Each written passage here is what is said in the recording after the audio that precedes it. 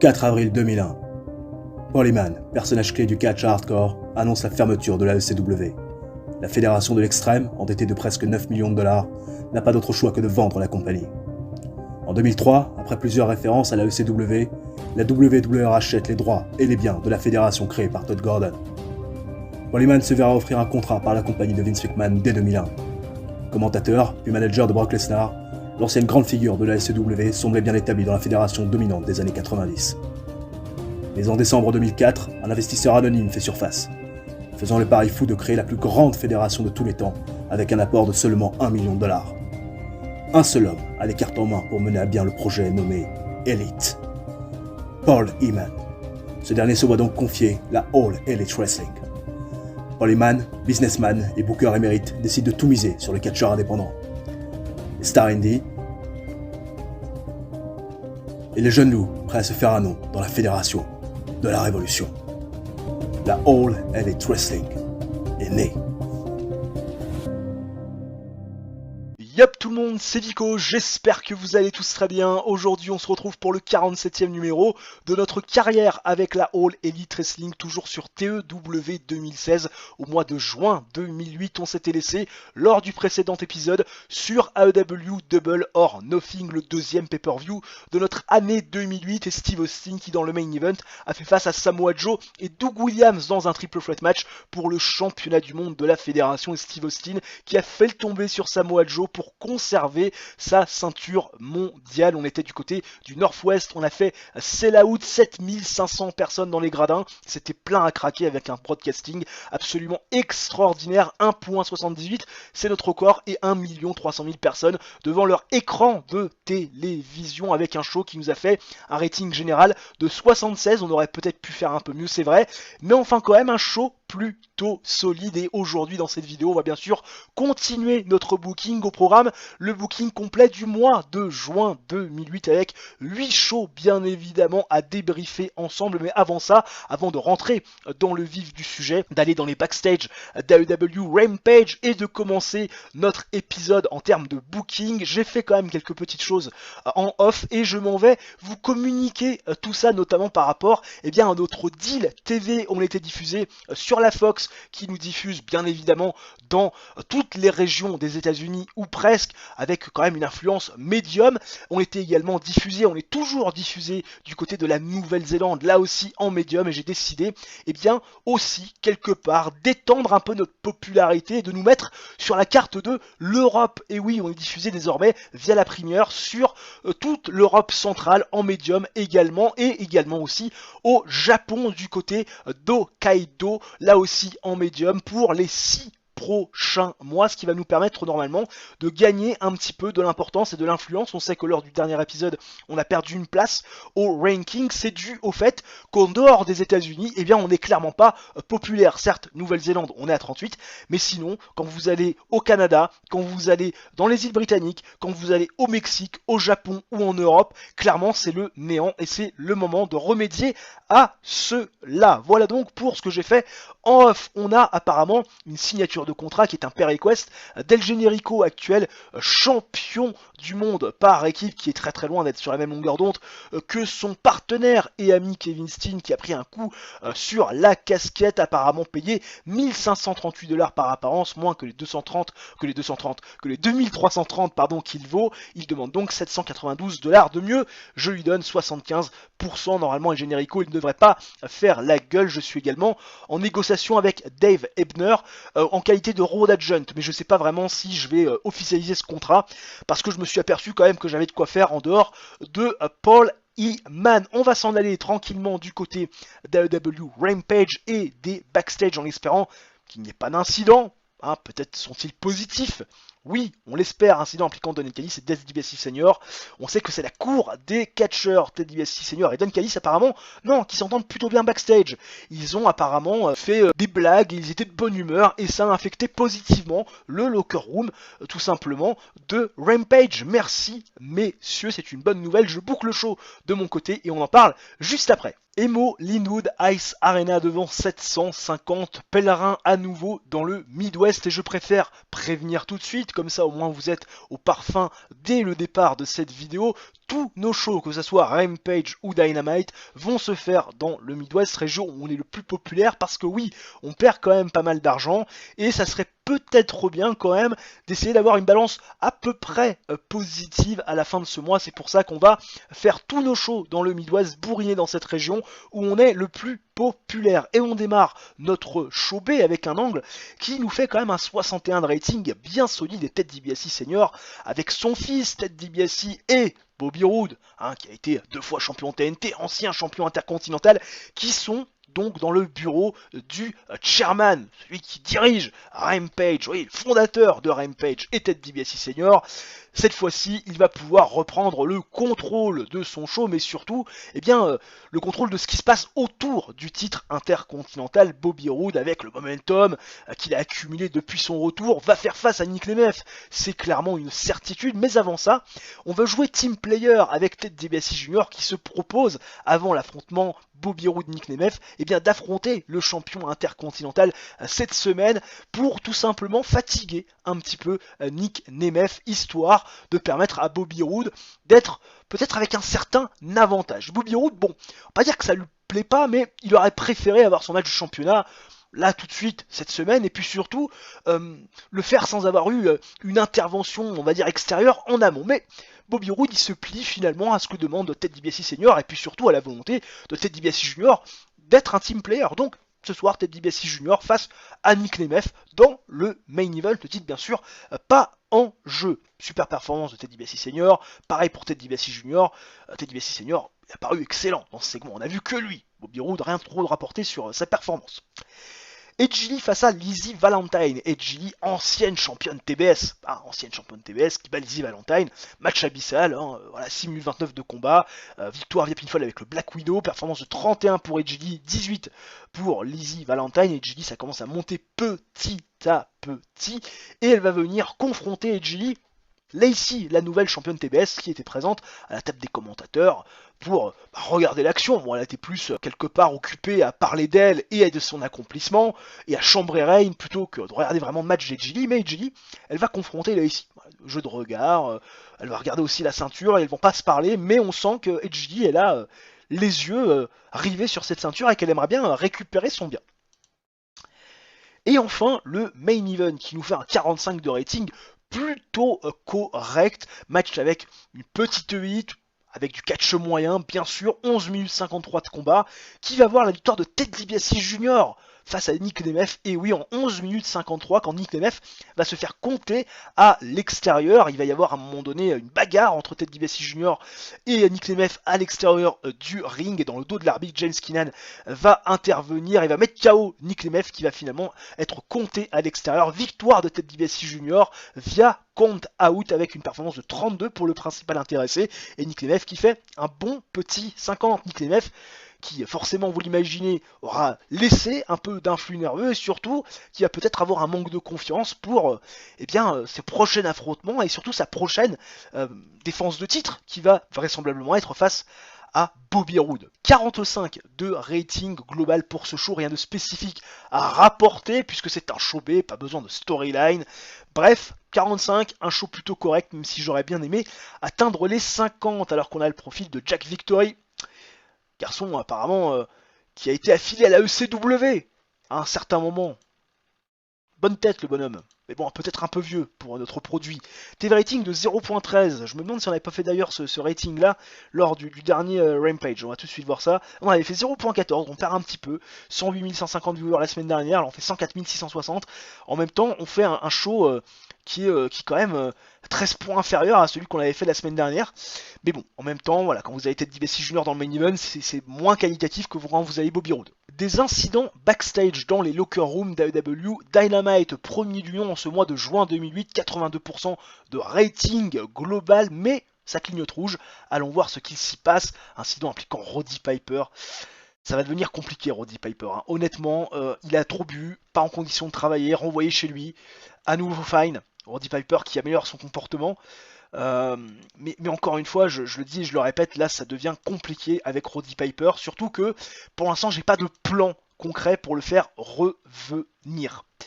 Becky James, qui apparemment a manqué un rendez-vous avec un road agent. en tant que son employeur, je dois dealer avec la situation. Je vais lui mettre un petit slap over wrist. Voilà. BG James qui apparemment n'améliore pas son comportement, j'aurais peut-être dû être un peu plus sévère. C'est le genre d'incident qui normalement ne va pas trop affecter le moral de bon backstage. J'ai un incident impliquant Angel Williams et Ted DiBiase Senior. Là normalement c'est la cour des catcheurs. Angel Williams amené devant la cour des catcheurs accusé d'avoir oublié de serrer la main à un autre lutteur quand elle entrait dans le locker room. C'est pas bien madame, surtout que vous êtes habitué à un showbiz, donc quand vous allez dans le show, faut quand même montrer du respect pour les anciens, et donc forcément Ted DiBiase Senior l'a rendu coupable, c'est sentence de payer un coup d'adoir pour tout le monde après le show. Ah là, ça va améliorer son comportement? Non, même pas. Et bah dis donc, hein, quand elle leur a payé des coups à boire pour tout le monde, et qu'elle leur a vu qu'elle est plus perdante à l'arrivée de niveau financier que si elle avait été respectueuse avec les gens, peut-être qu'à un moment donné, elle améliorera son comportement. Et Main Target Center devant 9500 pèlerins, nous sommes dans le Midwest pour le premier Dynamite du mois de mai 2008, et nous démarrons avec un 81 qui démarre fort, très fort les hostilités, et Doug Williams qui est dans le ring avec Amy Weber, et Doug Williams va se plaindre de ce qui s'est passé la semaine dernière, ou plutôt samedi dernier du côté de Double or Nothing, quand Steve Austin a conservé son titre mondial en faisant le tomber sur Samoa Joe. Doug Williams a perdu mais n'a pas été impliqué dans le tombé, et Doug Williams veut son rematch. Il va interpeller Steve Austin pour que ce dernier lui fasse face et qui lui offre un match de championnat, ce qu'il mérite. Seulement Christopher Daniels, eh bien, ne l'entend pas de cette oreille. Christopher Daniels qui fait son retour, qu'on avait pu vu depuis un petit moment, depuis, il me semble, si je ne dis pas de bêtises, ce fameux Fatal 4-Way dans la cage qui avait pour but de décerner un aspirant numéro 1 pour le titre de Steve Austin du côté de Révolution. Christopher Daniels fait son retour et va dire les 4 vérités à Doug Williams. Dans un premier temps, que Doug Williams, eh bien, a été battu par plus fort. Steve Austin est le visage de la compagnie, et Steve Austin est toujours champion, et c'est certainement ce qu'il y a de mieux pour le business. Et puis il nous parle aussi de la crédibilité de Doug Williams, qu'il ne juge pas forcément très bonne pour pouvoir avoir un match de championnat. Il lui explique que son record est quand même bien pourri, une victoire seulement et de nombreuses défaites depuis qu'il est arrivé, et que pour avoir un match de championnat, il va devoir prouver son point. Doug Williams qui s'énerve, qui nous fait part encore une fois de ses accomplissements, de sa main de fer, traitant tout le monde de menton fragile, et Christopher Daniels lui demande de prouver tout cela, ses paroles, la semaine prochaine dans un match face à lui dans le main event.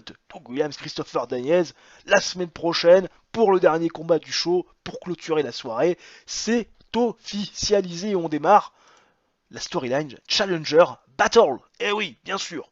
Super performance de Christopher Daniels, Doug Williams qui a performé pauvrement. On a vu que le Fallen Angel, durant ce segment, ancien champion de la TNT, mais surtout ancien double champion du monde, par équipe de la fédération. Derrière, Vito Tomazzoli et Brandon Tomazzoli, il va peut-être falloir aussi que je crée cette équipe, les Tomazzoli Brothers, qui font face à El Jericho, et dans un match décent, El Jericho qui va battre Vito Tomazzoli, bien évidemment, après 10 minutes 38 de combat via pinfall avec le package Pile Driver, des performances de 48 pour Brandon Tomazzoli, Vito est à seulement 32, et 84 pour Kevin Steen et Jericho, performance tout à fait égale. Et à l'issue de ce match, avec cette victoire, bien sûr, énorme, retentissante des champions par équipe, Kevin Steen va se moquer de New Age Outlands et de la blessure qu'il a fait subir à BG James, qui a été obligé d'abandonner, en tout cas l'arbitre a été obligé de stopper le match. Kevin Steen, toujours les bandages sur la tête, qui va se payer la tronche de ses anciens champions par équipe, montrant très peu de respect, c'en est trop pour Becky Bellès, qui décide de quitter le ring, qui ne veut plus entendre Kevin Steen. Becky Bellès qui pourtant a intervenu dans le match de championnat qui avait permis à Kevin Steen et Jericho de gagner les titres, mais Becky Bellès, elle en a marre d'entendre ce genre de choses. Elle a sans doute été obligée par Kevin Steen, un peu dangereux, un peu instable, et Becky Bellès va quitter le ring et ne veut plus rien entendre. Ça n'a pas été leur façon de faire pendant des années et des années. Elle ne comprend pas le changement d'attitude de Kevin Steen et Jericho, qui va essayer d'aller rattraper Becky Bellès et Jericho, qui lui aussi fait un hochement de la tête en disant non, c'est pas possible, et Kevin Steen qui se retrouve tout seul dans le ring, très énervé, en scandant qu'il y a beaucoup d'ingratitude de la part de Jericho et de Becky Bellès dans cette affaire, alors qu'ils sont au centre de la division par équipe, puisque champion bien sûr, tag team de la fédération. Ça commence à avoir du rififié dans l'air du côté de Jericho. Amy Weber est avec Travis Fimmel, avec Maryse, qui est présente aussi. Ah oui, bien sûr, le nouveau champion TNT avec sa dulcinée. Et oui, il a réussi à retrouver Maryse, et Maryse est heureuse de pouvoir être dans le coin de Travis Fimmel, et Travis Fimmel est heureux d'avoir Maryse à ses côtés, qu'il est pris, et surtout heureux d'avoir terminé sa rivalité avec Bryan Danielson, cette victoire du côté de Double or Nothing pour enterrer la hache de guerre. Travis Fimmel veut désormais passer à autre chose, et le futur s'annonce radieux avec cette ceinture TNT. Seulement, et quand vous êtes un champion, vous avez une cible dans le dos, et Tyler Black va confronter Travis Fimmel.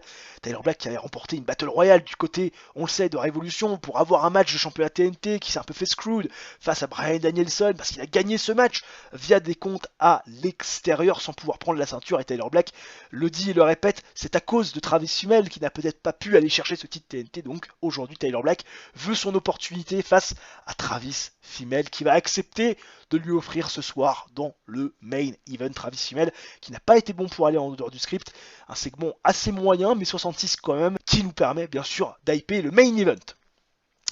Chyna qui fait face à Brooke Adams, Bobby Billard et Ashley Massaro dans un handicap match 1 contre 3, match terrible sur le papier. Effectivement ça fait seulement 44, mais regardez-moi les performances. Ashley Massaro 6, Bobby Billard 21, 18 pour Brooke Adams. Il n'y a que Chyna pour remonter le niveau 63. Match terrible que Chyna va bien sûr remporter après 5 minutes 44 de combat, quand Chyna va défaire Bobby Billard via pinfall avec le pedigree. Mais après ça, et c'est très intéressant de le noter, Chyna, par l'intermédiaire de Ted DiBiase Senior, va interpeller Jetta en disant: ma grande, tu as certes remporté ce tournoi, mais tu n'as pas battu Chyna réellement, tu l'as esquivé, tu l'as surprise. Ce n'est pas été une victoire décisive. Chyna veut une nouvelle opportunité. 64 de rating, belle performance dans ce segment. Et enfin, le main event qui nous fait un 76 de rating. Très bon, on va pas se le cacher, avec des performances qui sont assez importantes. 71 de Travis Fimmel, 67 de Tyler Black. Tyler Black apparemment, Travis Fimmel, excusez-moi, qui a apparemment eu un petit peu de mal à aller jusqu'au bout des 16 minutes de combat, avec 15 minutes 58, c'est un peu long pour ces garçons-là. Match avec une fantastique 8, du bon catch, bah oui. Travis Fimmel va battre Tyler Black en 15 minutes 58 via pinfall, faisant sa deuxième défense du titre TNT, victoire complètement clean. Et Tyler Black qui n'a pas gueulé, il a dit: Travis Fimmel, champion TNT, ok, pas de problème, fait des meilleures performances que moi, je me couche pour lui, pas de problème. 76 de rating, victoire de Travis Fimmel, qui donc a offert l'opportunité à Tyler Black, qui conserve donc son titre TNT. Performance de 66. 66 parce que pas assez de storyline intéressante. Aïe aïe aïe aïe aïe, oui, on s'est fait baiser. Pourtant le show était assez intéressant, mais on s'est fait baiser. Ok, très bien. Il va falloir retrouver une storyline. Ouais, je suis assez déçu parce que ça aurait mérité un bien meilleure note. Et en plus, on a perdu de la popularité dans 2 régions où nous sommes diffusés. Ça, c'est un peu problématique. Chris Hero qui s'est fait apparemment virer de la IWS. Travis Fimmel qui a signé un contrat avec la Ring of Honor. TV Taping d'1.73. Ok, très bien, pourquoi pas. 1.73, 1 300 000. Bon, ok, c'est un petit peu moins que lorsqu'on avait fait ce show de Double or Nothing, mais ça reste quand même plutôt intéressant. On va réfléchir à d'autres storylines, alors que apparemment on a contract negotiation avec Dave Ebner, mais on va faire without draw. Voilà, on va faire without draw. J'en ai pas besoin. Polyman il fait le taf. Non, il va falloir vraiment réfléchir à une autre storyline, parce qu'il en faut 2 qui font 59. Et effectivement, The Money Man, c'est un peu compliqué. Il va falloir que je pense à une nouvelle storyline pour éviter d'être pénalisé durant AEW Dynamite, parce qu'effectivement, eh bien, c'est un petit peu léger niveau storyline porté à l'écran. Je vais réfléchir à essayer de trouver une solution adéquate. Aucune information croustillante sur la dernière semaine écoulée, les gens, donc du coup on se retrouve directement dans les backstage d'AEW Rampage, deuxième du nom en ce mois de juin 2008, rating à 85%, on va voir, ça clignote rouge des incidents à traiter, incident impliquant Becky Belair, ça vraiment c'est positif. Elle a raté un rendez-vous avec un road agent. Bon, en tant qu'employeur, on doit dealer avec la situation. Je pense qu'une petite slap of the wrist, ça va aller. Bon, la petite tape sur la main, rien ne résulte de ça, elle va normalement plus refaire la bêtise. Et James Storm qui apparemment a mis tout le monde dans un mood plutôt positif, puisqu'il a réalisé des dessins plutôt plutôt enfantin et rigolo de ses collègues. Voilà, ça a bien fait rire tout le monde, merci James Storm. La bonne humeur est de mise dans les backstage du showbiz de la fédération. Emo Linwood Ice Arena devant 750 pèlerins, c'est la out comme la semaine dernière. Oui, ce mois-ci, c'est tout dans le Midwest, Rampage, Dynamite, on s'en fiche. Ce mois-ci, on fait des sous et on démarre avec un 49 de rating plutôt correct avec Ted DiBiase Senior dans son bureau avec son fils et Bobby Roode et Ted DiBiase Senior qui nous annoncent que ce soir Bobby Roode va avoir un match de championnat. Ça y est, Bobby Roode, enfin, il va avoir son opportunité au titre depuis qu'il a fait son retour. Il est sur un momentum vraiment très positif et Bobby Roode, il va pouvoir avoir son opportunité. Mais James Storm passe par là. James Storm, qu'on voit à Dynamite, également à Rampage de temps en temps pour prêter main forte à Nick Nemeth. Et James Storm, bon, il pense un peu comme Paul Heyman. Il y a quand même pas mal de conflits d'intérêts dans cette histoire, cette guéguerre. Moneyman face à Nick Nemeth, on place ses pions, on place quelque part tous ces garçons qu'on a sous sa coupe. Et James Storm, bon, il aime pas trop la façon de faire de Ted DiBiase Senior parce qu'à la base, ce deuxième show, ce showbé était fait pour quelque part donner des opportunités. Et James Storm, il a un momentum extrêmement positif et lui aussi mériterait une opportunité à ce titre intercontinental pour aller affronter son pote Nick Nemeth avec qui il a une chemistry très impressionnante d'ailleurs quand il fait des matchs par équipe. Alors forcément, Ted DiBiase Senior, il a un peu pris de court, Ted DiBiase Junior, il se pose la question de savoir ce qui va se passer, et Bobby Roode, qui certes est heel, mais qui a quand même un peu changé depuis son retour, qui a envie de prendre des victoires et des victoires impactantes, ne veut pas laisser place au doute quant au fait qu'il est le challenger numéro 1 attitré. Donc il donne l'opportunité à James Storm ce soir dans le main event de l'affronter en remettant sa place de challenger numéro 1 en jeu. Ce qui choque un peu Ted DiBiase Senior et ce qui plaît pas trop à Ted DiBiase Junior parce que la semaine dernière il a quand même fait du travail en battant Nick Nemeth et en le fatiguant pour justement que Bobby Roode ait un avantage ce soir dans le main event. Mais Bobby Roode il en démord pas. Si James Storm veut contester sa place de challenger numéro 1 attitré, eh bien il est prêt à lui prouver que dans le ring, eh bien il est pas à son niveau. Bobby Roode, James Storm, c'est dans le main event et c'est ce soir, bien sûr. Ted DiBiase Senior, vraiment très impressionnant pour aller vraiment performer dans ce segment. Bobby Roode qui n'a pas été très bon, tout comme James Storm. Décidément, pas très bon Bobby Roode sur ces dernières semaines. On espère que le main event se passera un petit peu mieux. Edge Lee face à Daphné, ça fait un 31. Edge Lee qui regagne du momentum face à Daphné. 6 minutes 53 de combat. Shining Wizard, tombé 1, 2, 3, victoire. Performance de 30 pour Edge Lee, 24 pour Daphné. C'est dommage qu'on n'ait pas fait un meilleur rating que ça avec des performances qui sont quand même, bon, certes c'est pas extraordinaire, mais c'est pas non plus cataclysmique. Lacey qui a regardé un petit peu l'action dans les backstage, regarde la TV, elle a vu la victoire d'Edge Lee et Amy Weber forcément va aller à la rencontre de la championne TBS, nouvelle championne TBS Lacey, pour avoir ses impressions par rapport à Edge Lee. Elle est pas du tout impressionnée, Lacey, par Edge Lee.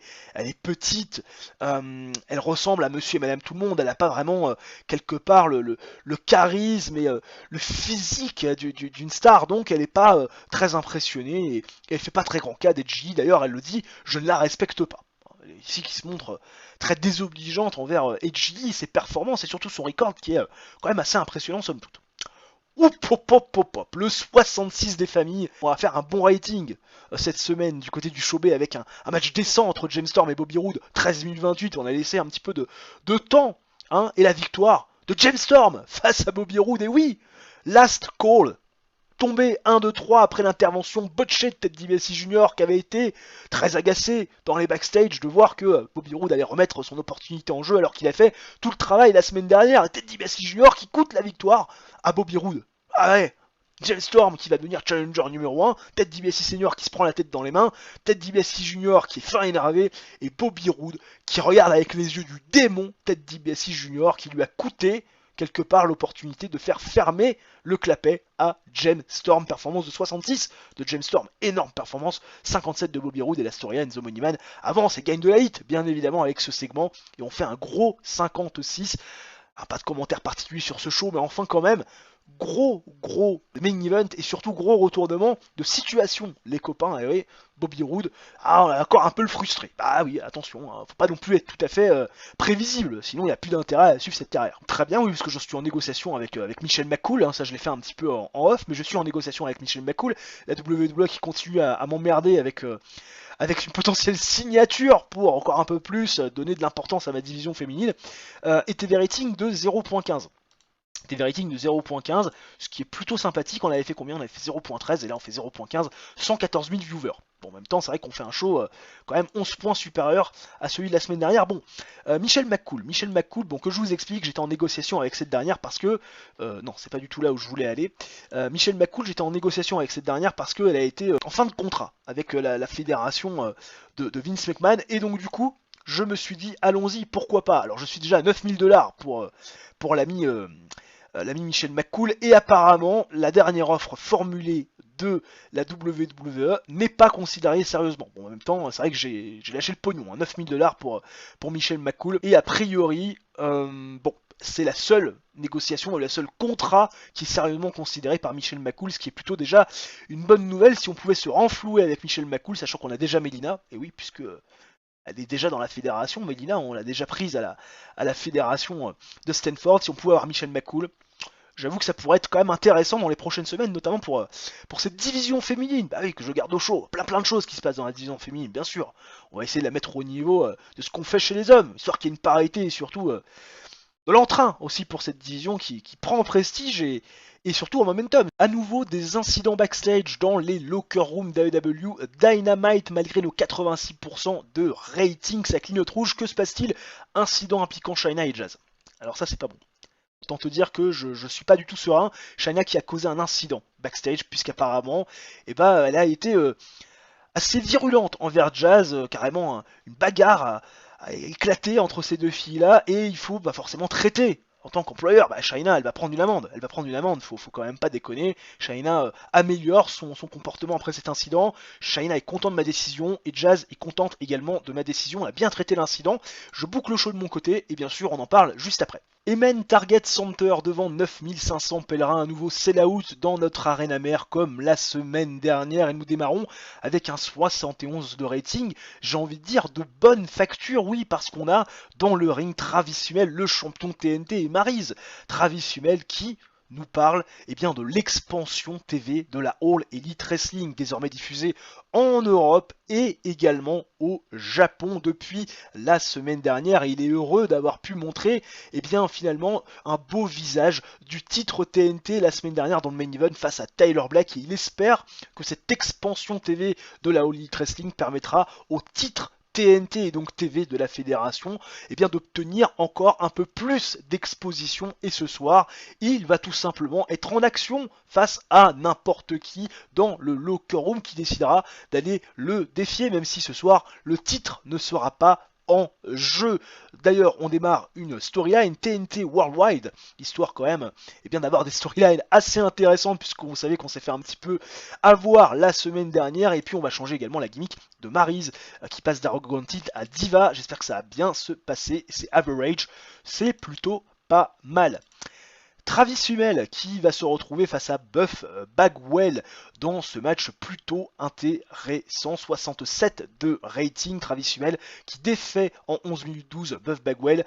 Voilà, via pinfall, RAS. Franchement, belle performance de Travis Hummel qui fait un bon 72. Ça commence à devenir extrêmement solide. Travis Hummel, 37 pour Buff Bagwell. Victoire du champion TNT qui garde son momentum.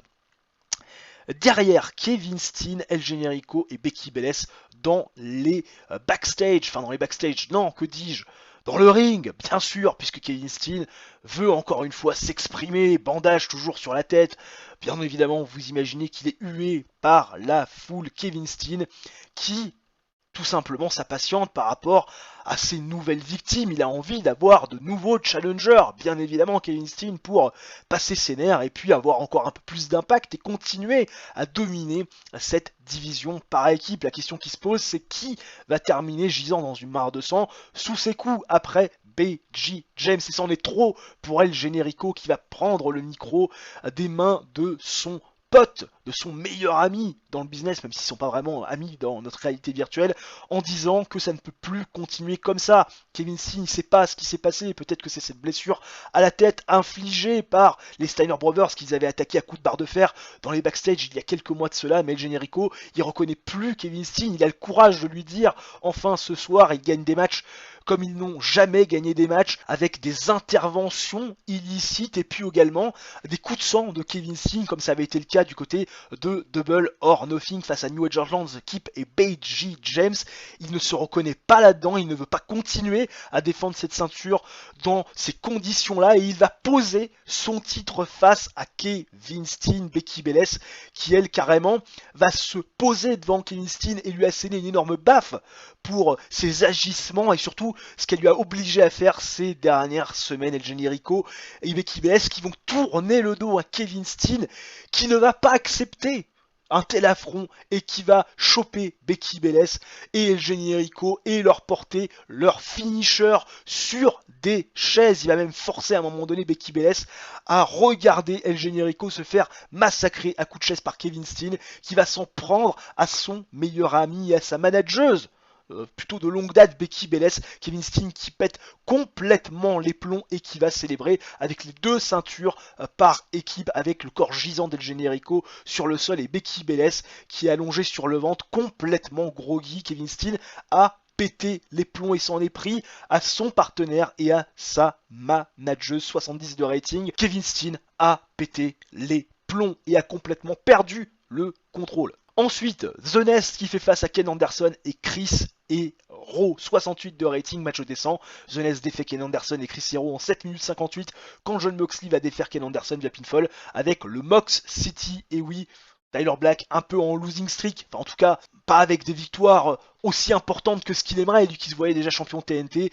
Et bien finalement c'est Jon Moxley qui va lui permettre de se remettre sur le chemin de la victoire avec un gros 68 de rating, performance de 71 de Jon Moxley, 77 de Tyler Black, il est au-dessus de tout le monde, et 28 pour Chris Hero et Ken Anderson. Ça va pas très haut, victoire de The Nest qui prend un peu de momentum. Paul Heyman qui accueille Ted DiBiase Senior, Chyna et Jetta.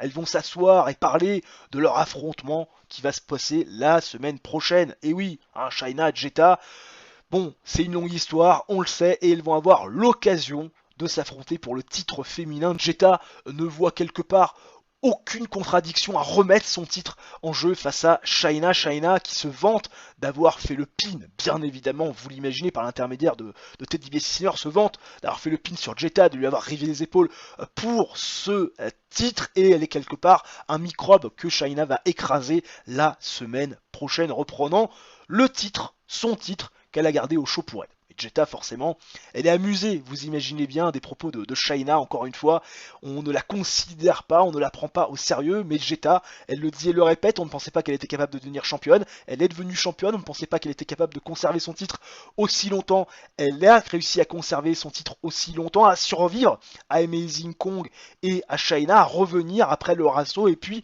elle n'avait jamais gagné de tournoi pour couronner une championne, elle l'a fait, et là elle n'a jamais battu Chyna, clean, de manière décisive, et elle s'apprêtera à le faire la semaine prochaine, et bien tout simplement en validant un nouveau challenge. Et d'ailleurs Jetta for a new challenge, la storyline avance avec ce segment, et d'ailleurs débute avec ce segment. Ah oui. Et enfin le main event de Williams contre Christopher Daniels, 82 de rating, match anticipé qu'on avait un petit peu promu la semaine dernière, fantastique 8 et grand catch Christopher Daniels qui défait Doug Williams en 13 minutes 45 via pinfall avec le Last Rights, performance globale de 82 avec un 69 très satisfaisant de Doug Williams et un 78 vraiment assez impressionnant de Christopher Daniels pour son retour qui n'avait pu catcher depuis un bon moment. Challenger Battles, ça gagne bien sûr de la hit, et Christopher Daniels qui inflige une nouvelle défaite à l'anglais. Et on fait un 76 de rating qui nous permet d'améliorer notre popularité dans les 13 régions où nous sommes diffusés. 76, c'est le même rating que lors, bien évidemment, de Double or Nothing. Alors que là, on a le profil de Kid Cash. Bien sûr, Kid Cash qui a un peu changé sur cette photo par rapport aux photos qu'on avait l'habitude de voir dans la carrière de Sturi, bien sûr. Bah oui, attention. Time to Heal apparemment pour Christopher Daniels, qui ressent les effets de la fatigue ces derniers temps. Il va peut-être falloir l'utiliser un petit peu plus intelligemment. Chris Hero qui se plaint de son booking, il pense qu'il pourrait être un petit peu mieux. Et 1,78 de TV rating, c'est 1 341 000 viewers. Est-ce que c'est mieux que la semaine dernière ? Oui, c'est beaucoup mieux que la semaine dernière, mais en même temps, c'est vrai que là, on est diffusé sur Sapporo TV et bien sûr première en plus de FX et de la box. Alors Chris Hero, il m'a demandé a priori une pas une augmentation, mais tout du moins de revoir son push. Recommander push, c'est un opener. Quel est ton problème? Tu préfères être opener plutôt que lower mid-carder? Qu'est-ce que c'est que cette connerie? J'ai jamais vu un truc pareil. Christopher Daniels au niveau de la fatigue, ça donne quoi? 26%. 26%.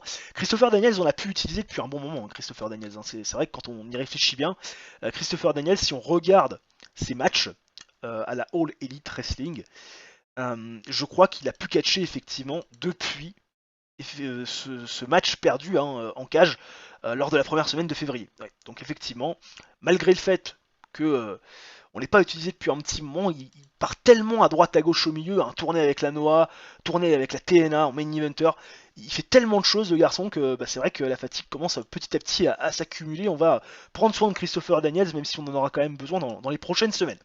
Contract negotiation avec Michel McCool, ça y est, Michel McCool qui arrive dans la fédération, 9000 $ par mois, pendant 5 ans. On va l'amener en tant que face. Voilà, on va l'amener en tant que face. Voilà, elle arrivera dans 23 jours. Bon, bah, écoute, on n'a pas besoin tout de suite, Michel McCool, tu peux prendre ton temps. Et on t'attend dans 23 jours avec le sourire. Et la WWE, on leur pique un nouveau talent. Bah oui, attention, on est en train de s'imposer là dans le game. On met l'AEW sur la carte en ce moment. Des incidents backstage dans les locker rooms du 3e Rampage du mois de juin 2008, ça clignote rouge et forcément on va aller traiter de ces incidents impliquant Rain et Jazz. J'ai un petit peu peur. Ah non, Rain et Jazz qui apparemment s'entendent bien backstage.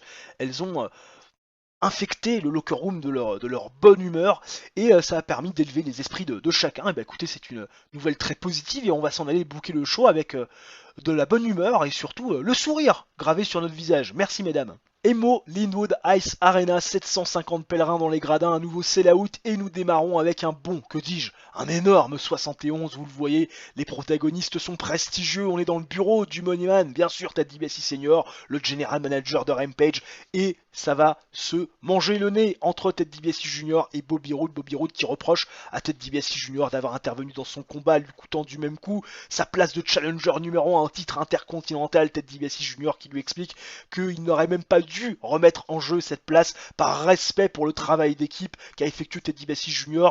il y a 2 semaines en affrontant Nick Nemeth, en le battant et quelque part en le fatiguant avant son affrontement supposé face à Bobby Roode. Bref, ça sent le roussi et Ted DiBiase Senior va essayer d'éteindre l'incendie en disant que ce soir Bobby Roode devait rentrer chez lui et que Ted DiBiase Jr. devait se faire pardonner quelque part de cette intervention botchée qui a coûté à Bobby Roode sa place de challenger. Ted DiBiase Jr. on le retrouvera plus tard dans le main event. Les esprits sont en train un peu de s'échauffer. La performance de Ted DiBiase Jr. qui a été dégueulasse. En revanche, la performance du papa a été un petit peu meilleure et Bobby Roode qui se retrouve un peu aussi dans ce segment et qui a apparemment aimé performer en dehors du script. Bobby Billard face à Lacey, 35 de rating, la note est rouge, mais enfin quand même un bon 37 de Lacey qui bat Bobby Billard qui fait une ring performance de 20, 4 minutes 31 de combat, victoire via pinfall, et l'implante DDT de la championne TBS. On retrouve Edgy Lee dans la même position que Lacey la semaine dernière qui a regardé le match sur la télévision dans les backstage et Amy Weber forcément veut les impressions d'Edgy Lee puis surtout sa réaction par rapport à ce que Lacey a dit la semaine dernière, Lacey qui semble ne pas respecter Edgy Lee et Edgy Lee nous répond qu'elle s'en fiche pas mal du manque de respect de l'amie Lacey. Elle se fiche de savoir si elle est trop petite, si elle n'est pas assez charismatique ou si elle n'a pas le look du star. Ce qu'elle sait c'est qu'elle est l'ancienne championne TBS, la première que tout le monde a pensé qu'on pouvait lui passer dessus. Rain a été un petit peu trop surconfiante lors du tournoi qui avait pour but de couronner la première championne. Lacey Van Erich pensait qu'elle pouvait finalement avoir la main mise sur un match face à elle et lui prendre le titre très facilement. On ne l'a plus jamais revu et Lacey va apprendre à ses dépens qu'il ne faut pas sous-estimer Edgy Lee. 40 de rating, performance plutôt correcte. Et enfin le main event qui nous fait un bon 59 de rating, match avec du décent catch, pas beaucoup de hits, c'est dommage. Jen Storm qui fait face à Ted DiBiase Senior et Meng face à Nick Nemeth. Nick Nemeth son partenaire, Jen Storm et Nick Nemeth qui vont défaire en 14 minutes 23 Ted DiBiase Jr. et Meng quand Nick Nemeth va défaire Ted DiBiase Jr. via pinfall avec le leaping reverse STO après la distraction de Bobby Roode qui n'est pas rentré chez lui. Bobby Roode qui est intervenu et qui a coûté la victoire à Ted DiBiase Jr. et Meng s'est supposé allié de circonstances. Il a rien voulu savoir, il a mis son grain de sel dans le match et et il a coûté la victoire à Ted DiBiase Jr. qui en plus prend le tombé face au champion Nick Nemeth. 67 de performance pour James Storm, 60 pour Nick Nemeth, 32 pour Meng et 34 pour Ted DiBiase Jr. 59 de rating, on fait un très bon 57 de rating. On le sait, quand on dépasse les 50 dans ce show B, ça reste un show de bonne facture. Je suis bien content du résultat que l'on a réussi à obtenir avec des storylines qui sont en train petit à petit aussi d'évoluer, bien évidemment. Tiens, avant de regarder nos mails, voyons voir ce qui s'est passé du côté de WWE SmackDown. Bon, ils font un 84 les conos. N'hésitez pas d'ailleurs dans les commentaires à me dire si vous voulez un jour qu'on fasse un épisode spécial pour regarder ce qui se passe dans les autres fédérations. Parce que c'est vrai que je le fais pas durant la carrière parce que sinon les épisodes seraient très longs et c'est vrai qu'au niveau du montage c'est assez compliqué derrière, mais n'hésitez pas à me le dire si vous voulez voir ça un jour, hein. Dans le commentaire manifestez-vous, il n'y a pas de souci et je vous proposerai une vidéo où on regarde un petit peu ce qui se passe du côté de WWE, du côté de TNA, et apparemment ça fait un gros 84, hein, ça se porte bien la WWE, 8741 personnes du côté de la Tri-State.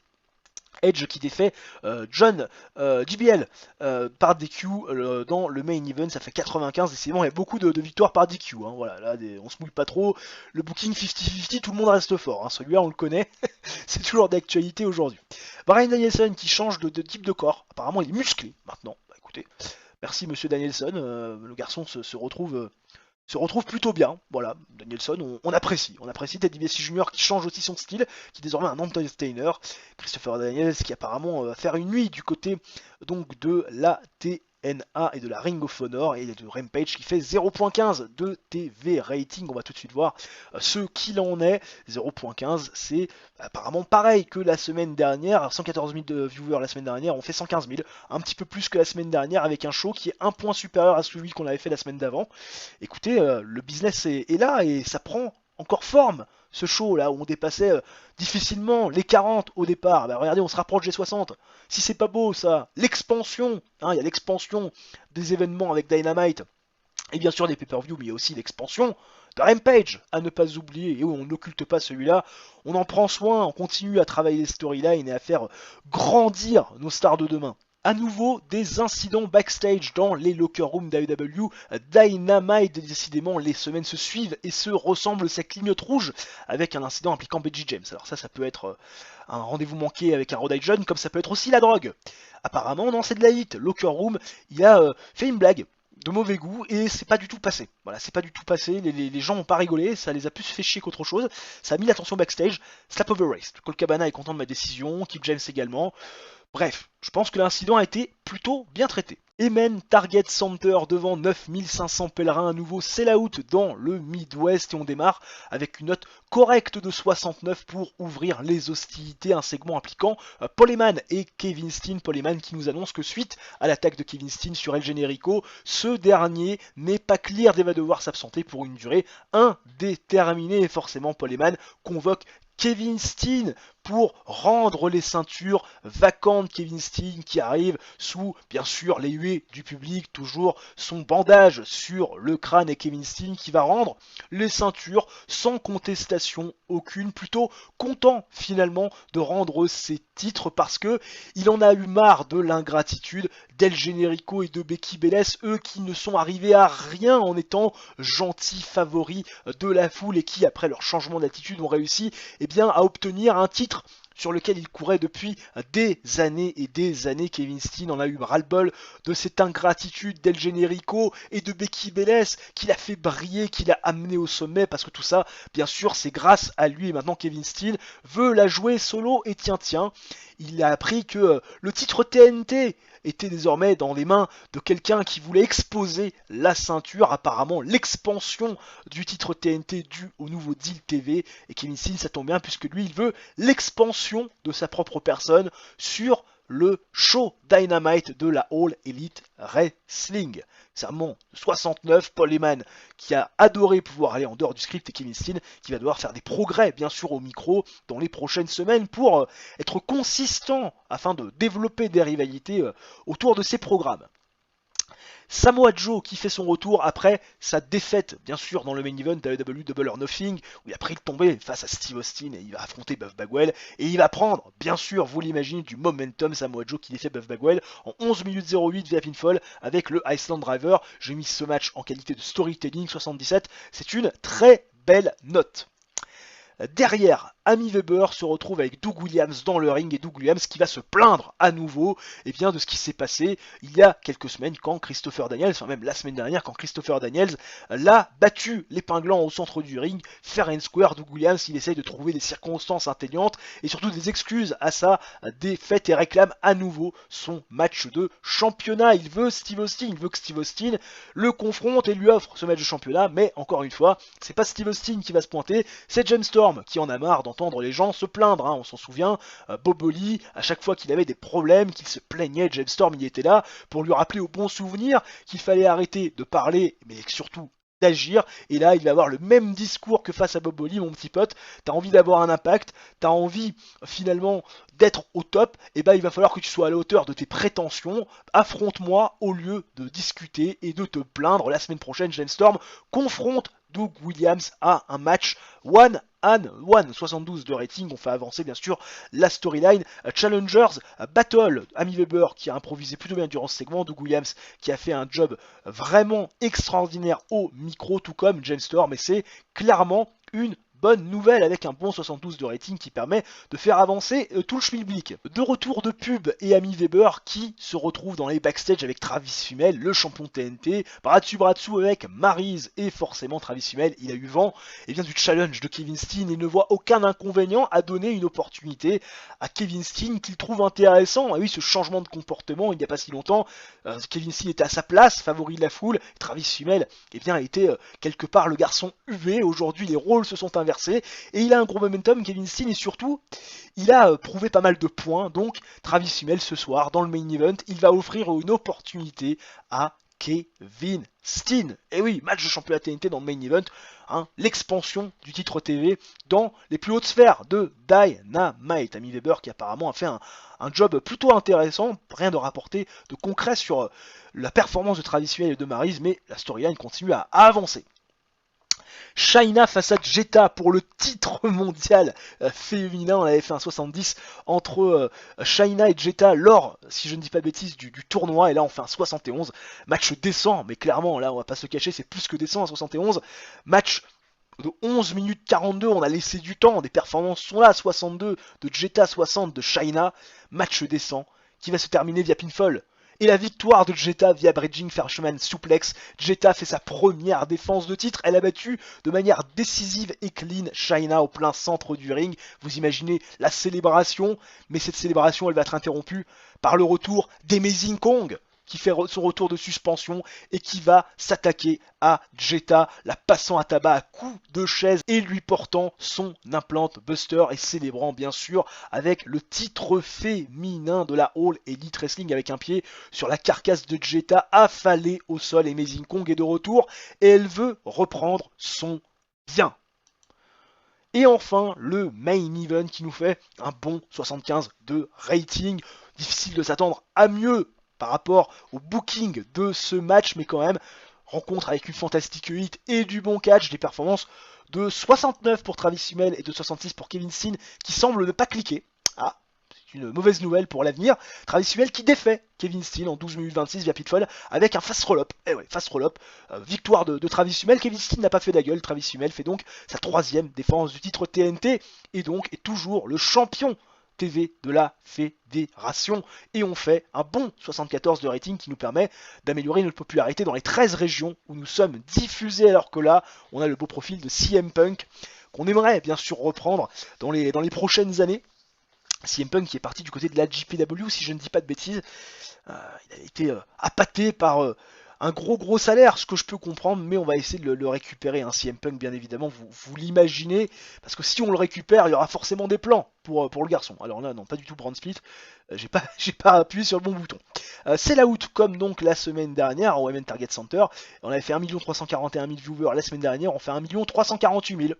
Voilà, on continue à gagner de la popularité, gagner de l'influence via les broadcasts, malgré un show qui est 2 points inférieur à celui de la semaine passée. Aucune nouvelle croustillante sur la dernière semaine écoulée, une fois n'est pas coutume, c'est vrai qu'il se passe pas grand chose entre les choses, c'est pour ça que vous avez quelque part pas beaucoup de séquences en dehors des phases de booking, et là pour le coup pas d'incident backstage, c'est assez rare pour être signalé sur cet épisode, donc on va essayer de faire un middle entre Roddy Piper et Travis Fimmel, où on sait que Kevin Nash a retourné pas mal de monde contre Roddy Piper, Travis Fimmel il a quand même plutôt euh, une affluence positive dans les locker rooms et je me suis dit que ça pouvait peut-être être intéressant de les rabibocher en positive mid-link. Je sais pas du tout ce que ça va donner, j'espère que ça va marcher. Maintenant, ils n'ont plus de relations négatives. Travis Fimmel, c'est quand même le top du top dans les backstage. Le mec fait un boulot incroyable dans le ring. Et puis dans les backstage, c'est un nounours. Hein, tu vois, c'est vraiment le Travis Fimmel IRL que l'on connaît. Le mec, il a toujours le sourire, il a toujours copain avec tout le monde. Merci monsieur Fimmel, qu'est-ce qu'on ferait sans vous? Emo Lindwood Ice Arena devant 750 pèlerins à nouveau sell out dans notre arena de prédilection et notre région, bien sûr, on est le plus populaire, le Midwest 69 de rating pour démarrer les hostilités du dernier Rampage du 6e mois de l'année, un 69 plutôt bon, on va pas se le cacher, avec des protagonistes que l'on connaît que trop bien, et on se retrouve dans le bureau de Ted DiBiase Senior, le $1 million man, avec Ted DiBiase Jr. qui va vouloir aller à la confrontation avec Bobby Roode par rapport à ce qui s'est passé la semaine dernière. Ted DiBiase Jr. qui reproche à Bobby Roode de ne pas avoir quelque part tenu compte des ordres de son père, c'est-à-dire de partir de l'arène et quelque part d'avoir sa nuit off, et Bobby Roode lui explique qu'il n'a pas pu faire autrement que de faire un peu goûter à Ted DiBiase Jr. Sa propre médecine lorsqu'il a coûté Ted DiBiase Jr. l'opportunité à Bobby Roode de devenir challenger numéro 1 pour le titre intercontinental. Ted DiBiase Jr. qui se défend en disant que lui n'avait pas fait exprès, que c'était une intervention botchée, alors que Bobby Roode s'était très clairement voulu son attaque sur sa personne, le faisant du même coup perdre le match. Ted DiBiase Senior forcément qui arrive et qui va forcément, vous l'imaginez, en avoir plein le dos de voir deux garnements qui pourtant, il y en a un qui a plus de 30 ans et l'autre qui en a presque 25, continuer à se crêper le chignon alors qu'il y a des choses bien plus importantes à faire. Et Ted DiBiase Senior qui va punir son fils Ted DiBiase Jr. et Bobby Roode, le garçon qui lui a quand même amené beaucoup de succès, en les faisant partir de l'arène. Clairement, hein, c'est Virgile, son acolyte qu'on connaissait à la WWF, qui va prendre en charge les deux garçons et qui va les amener loin de l'arena dans la même voiture, histoire qu'on soit sûr qu'ils n'interviennent pas ce soir dans le match de championnat entre James Storm et Nick Nemeth, puisque oui, c'est une soirée match de championnat, puisqu'on aura aussi, là tout de suite maintenant, un match entre Lacey et AJ Lee, qu'on a un petit peu aussi teasé ces dernières semaines. Ted DiBiase Jr. qui clairement a adoré pouvoir aller en dehors du script, Bobby Roode à nouveau pas performant, dommage, et Ted DiBiase Senior qui a plutôt bien improvisé durant ce segment, et ça a permis de faire un start plutôt intéressant. La foule est bien chaude et on espère que ça va continuer pour le match féminin qui nous fait un 43. C'est quand même plutôt pas mal, on va pas se le cacher. On sort un petit peu des notes rouges. Performance de 30 pour Edgely, bon, qui stagne un petit peu, mais on espère que ça va finir par monter. Lacey qui passe les 40 avec un bon 42 de rating, 43 en général, match terrible parce que c'est défini comme tel, il n'y a pas eu grand chose à se mettre sous la dent, 8 minutes 29 de combat, et Lacey qui va défaire AJ via TKO en faisant sa première défense du titre TBS, victoire clean de la championne sur la première championne TBS de l'histoire. Lacey clairement qui continue à avoir un impact et qui gagne clean face à une fille qui clairement pouvait être une adversaire plutôt coriace, et en 8 minutes 30, elle va défaire Edgely, conservant donc sa ceinture. Et enfin, le main event qui nous fait un 60 de rating, très intéressant, match décent, c'est défini comme tel, mais pour moi c'est plus que décent. Performance de 53 de Nick Nemeth, 64 de James Storm qui commence à s'envoler, match décent qui va durer 14 minutes 04 et qui va se terminer avec une victoire de Nick Nemeth sur James Storm via pinfall et un fast roll-up. Et oui, Nick Nemeth qui a eu son partenaire et ami dans les backstage avec qui il a quand même une belle chimie, et donc il fait sa défense numéro 4 du titre intercontinental à l'issue de ce match. Les deux vont se serrer la main, vont faire un hug et vont bien sûr célébrer la victoire de Nick Nemeth. On fait un 58 de rating au total et ça permet au show bien sûr de continuer sa progression, même s'il n'y a pas grand chose à expliquer et à dire sur ce rating global, mais on continue à se rapprocher petit à petit des grosses performances. On a passé un cap avec des catcheurs qu'on a commencé à construire et qui aujourd'hui nous permettent de faire de très beaux ratings. Jon Moxley qui voit son corps changer, il est désormais tonique, très bien, magnifique. 0.16 de TD rating sur le dernier Rampage. On va tout de suite aller voir ce qu'il en est. On avait fait 0.15 et là on fait 0.16 avec 126 790 viewers, un rating de 58 décidément Rampage. Ça aurait été bon, un Rampage on fait 45 sur le premier, ensuite on fait 56, ensuite 57 et là 58. On va arriver à taper le 60 un jour sur Rampage, ça c'est évident. Et quand je vous dis un jour, c'est dans un futur extrêmement proche. Alors que là on a une signature de contrat, que se passe-t-il? Contract negotiation avec Chuck Palumbo que j'ai failli oublier de prolonger. Voilà, donc on va compléter le contrat, tout va bien, c'est parfait. Voilà, magnifique. Comme ça, on se garde Chuck Palumbo qui peut être un bon babyface pour faire la main sur voilà, des heels qui sont un petit peu plus populaires. Et je voulais voir un petit peu par curiosité WWE SmackDown, qu'est-ce qui s'est passé gros 86. Voilà, on n'est pas les meilleurs, hein. Faut pas croire, le mardi soir, on n'est pas les meilleurs, mais ça peut quand même arriver. Steve Corino qui bat la Parka dans le main event. Steve Corino, non mais je vous disais pas n'importe quoi hein, quand je vous avais dit que le garçon était champion du monde. Regardez, Steve Corino, si on regarde son title history, il a été WWE Heavyweight Champion, voilà, en 2007. Assez impressionnant le garçon quand même. Hein. Voilà, il a fait 7 défenses de titre. Hein. Voilà, il a eu un règne quand même très long, hein, de plus de 9 mois. Steve Corino, quoi. Steve Corino, le Steve Corino. Bah écoute, magnifique. 92 de rating contre la Parka. Il y a des dingues, mais écoute, ça fonctionne plutôt bien du côté de WWE. On aimerait bien faire des ratings comme eux et que ça fonctionne aussi bien pour nous. Et pour l'instant, un petit peu en retrait, mais ça va venir, ça va venir. On va gagner de la popularité, on va prendre de l'importance, de l'influence, et un jour on sera à la table de WWE, ça prendra peut-être 3, 4, 5 ans, 10 ans peut-être, mais un jour on y arrivera et on prendra cette place de numéro 1 qui est l'objectif, on le rappelle, faire de la All Elite Wrestling, et ça a été le but dès la première vidéo, faire de la All Elite Wrestling la plus grande fédération de tous les temps. Le chemin est long, il sera semé d'embûches, mais on y arrivera. Emen Target Center, 9500 pèlerins à nouveau, guichet fermé dans le Midwest, et regardez-moi cette note, 95 de rating pour une promo de Paul Heyman, seul, tout seul, au micro et ses talents pour nous annoncer qu'il y aura prochainement, dû au fait que Kevin Steen et El Generico ont dû rendre leur titre vacant, et bien un tournoi pour les titres par équipe. Paul Heyman est avec les 2 ceintures sur l'épaule et très prochainement on découvrira le tableau et les premières affiches. Paul Heyman qui va promouvoir comme personne ce futur tournoi. Et oui, encore un tournoi après le tournoi pour le titre féminin, voici le tournoi pour le titre tag team, mais ça va nous permettre de redynamiser cette division par équipe, même si elle n'avait pas forcément besoin de l'être. Ça va nous permettre aussi de voir d'autres personnes, d'autres équipes en action qu'on n'avait pas forcément l'habitude de voir du côté de Dynamite. Extraordinaire promo de Paul Heyman qui nous annonce l'arrivée future de ce tournoi, avec bien sûr l'angle qui fait démarrer le show comme pas possible, comme pas permis. Ensuite, on souffle un petit peu, quoique Christopher Daniels contre Bob Holly, j'avais mis ce match-là en style The Show, et c'est vrai que c'était peut-être pas la bonne idée, parce que la foule avait déjà été investie avec ce premier segment, mais en même temps je m'attendais pas qu'on fasse un 95, même si c'était Paul Heyman. Match plutôt 200 quand même, 73 avec une performance de 78 pour Christopher Daniels, 37 pour Bob Holly, match avec une bonne hit et du descent catch. Christopher Daniels défait Bob Holly en 14 minutes 20 via pinfall avec le Angel Wings, rien à signaler, vous me direz, normal. Derrière, Amazing Kong, après avoir attaqué Jetta la semaine dernière, va se refaire la main dans le ring et face à ni plus ni moins que l'ancienne championne Jazz, qui avait été finaliste du dernier tournoi battu par Jetta. 61 de rating, victoire d'Amazing Kong en 7 minutes 11 via pinfall avec l'Amazing Bomb, 61 de rating. Heal contre heal, mais ça marche quand même plutôt bien. Performance de 61 d'Amazing Kong, 54 de Jazz.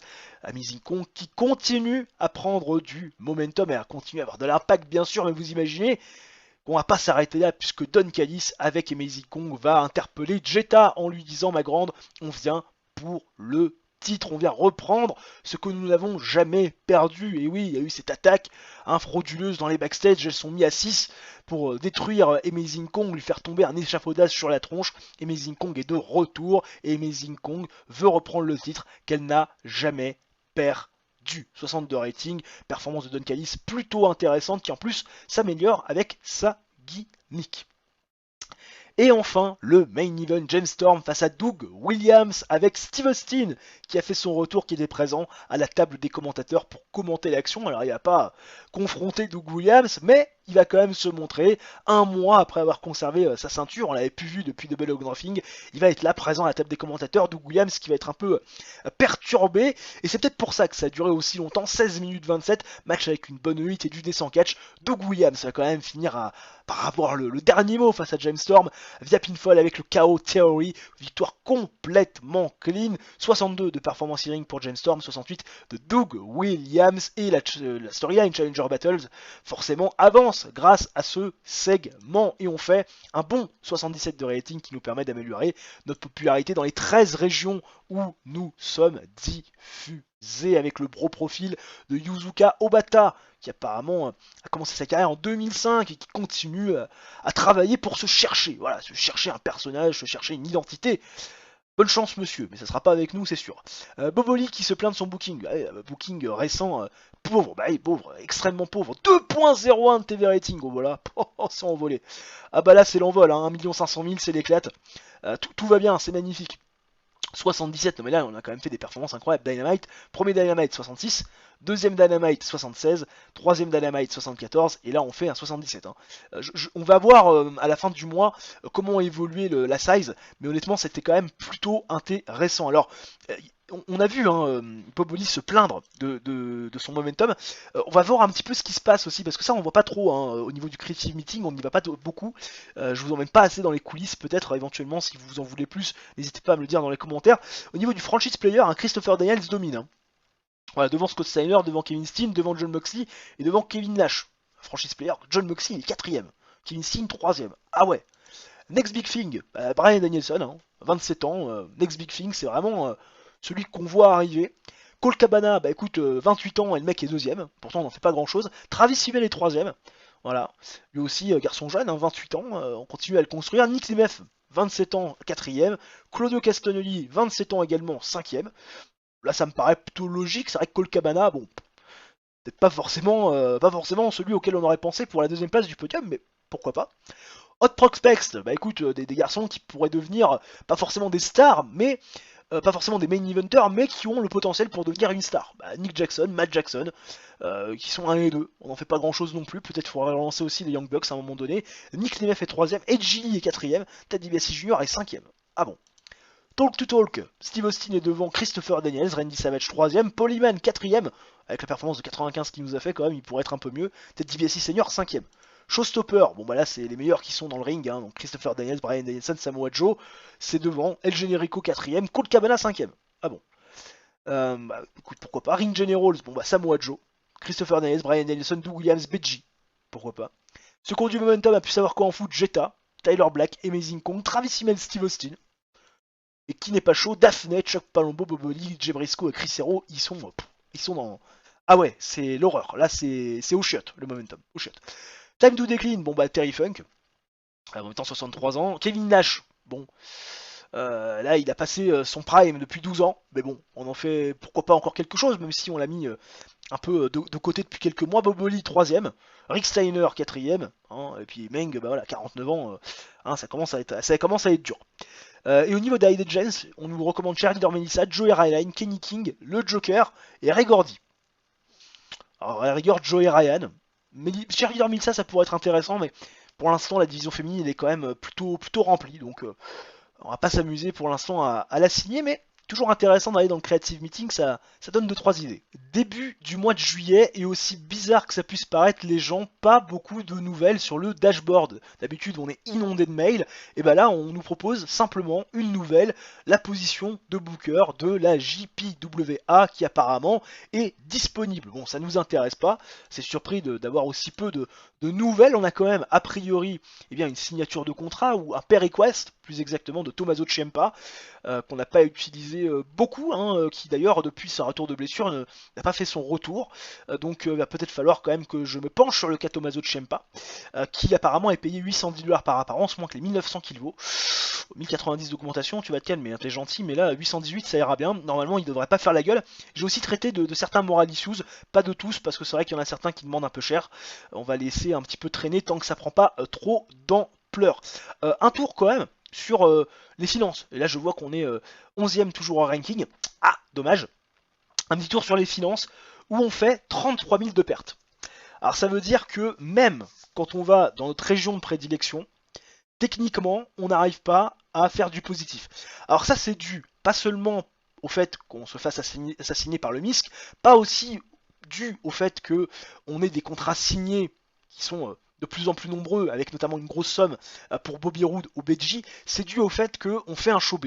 Et quand on a un show B, forcément, bah, on est perdant, on n'est pas positif au niveau de la balance à la fin de la journée, et c'est vrai que ça nous fait faire des pertes. Il faudrait effectivement, pour être en positif et largement positif, passer Rampage en Showa, mais c'est vrai que ça répondrait pas au niveau des critères et surtout au niveau du rating, on n'arriverait pas à faire le minimum que le TV nous demande.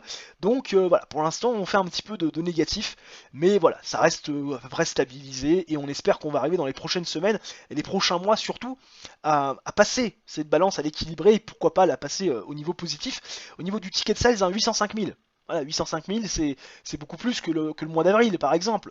Bon, 125 000 de TV Revenu, c'est un petit peu moins que le mois dernier, parce que bah, on avait fait un show de moins.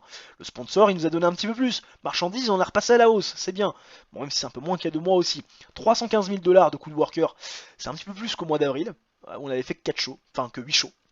Hein, ça veut dire qu'on a été un peu dépensier. Au niveau du coût des shows, bah, un petit peu moins par rapport au mois dernier, un petit peu plus que par rapport au mois d'avril. Au coût des marchandises, à peu près stabilisé. Puis au niveau du MISC, on a été un petit peu moins assassiné parce qu'on a aussi fait un petit peu moins de pertes. Hein, enfin, un petit peu moins de pertes. Oui, d'ailleurs, c'est pas forcément logique. Des fois, il y a des trucs que je comprends pas trop, mais pourquoi pas, hein, allons-y, ça nous va bien. Au niveau de la size, intéressant de le noter. Bon, on est, au niveau de l'Europe centrale, on est à 10. Hein. Si je dis pas de bêtises, Track Progress, on n'a pas beaucoup progressé hein, au niveau de l'Europe. Centrale Europe, si on est 12. On est à 12 maintenant au niveau de la popularité. Mais au niveau de l'influence, on est toujours à 10. D'accord, bon, pourquoi pas. C'est très bien. Et au niveau du Japon, hein, qu'est-ce que ça donne au niveau du Japon? Au niveau du Japon, on est passé, voilà, on est toujours pareil. On est toujours pareil. Si au niveau d'Hokkaido, on est passé de 10 à 12 au niveau de popularité, mais pas vraiment de grands changements en termes d'importance. Ah, dommage. Et à Hawaï, on continue à se casser la gueule. Hein. Maintenant, on est à 4. On va faire un show à Hawaï, les mecs, on va faire 300 personnes. Et encore, on aura de la chance. Allez, petit tour sur la hit des storylines et le prestigieux titre avant de se quitter. 79 de rating et de hit pour le Challengers Battles, hein, qui concerne tous les garçons qui sont présents pour le titre. Bien sûr mondial avec un Steve Austin un petit peu au repos ce mois-ci. Jetta for a New Challenge qui est à 63 de rating, rivalité maintenant avec Amazing Kong, The Money Man, storyline qu'on a créé il y a plus de 2 ans, qui est 64 de rating, et TNT Worldwide, bah là Kevin Steen, on peut carrément même l'enlever, hein, Kevin Steen, hein, Remove Worker, pour l'instant on est à 75, plutôt pas mal hein, au niveau de la hit des storylines, c'est vraiment intéressant ce qu'on est en train de faire, et au niveau bien sûr des titres, parce que c'est important aussi d'aller voir, titre intercontinental qui est passé à 50 de prestige, hein, intéressant aussi de le noter, on est passé à 69 de prestige pour le titre féminin, pas mal aussi. Le titre World 85, pas de défense, mais toujours un bon prestige. 84 pour les titres par équipe qui sont vacants. 40 pour le titre TBS et TNT, on a 78. Ça va. Franchement, c'est plutôt pas mal ce qu'on est en train de faire. En tout cas, j'espère que cette vidéo et cet épisode vous aura plu. Si c'est le cas, bien sûr, le coup du chapeau, l'abonnement, le like, l'abonnement et on se le refait. Le coup du chapeau, l'abonnement, le like et l'activation de la cloche. C'est un petit peu mieux comme ça. Et puis, bien sûr, on se retrouve très prochainement pour une nouvelle vidéo de sport ou de TEW. D'ici là, portez-vous bien. Ciao, bye bye et à la prochaine.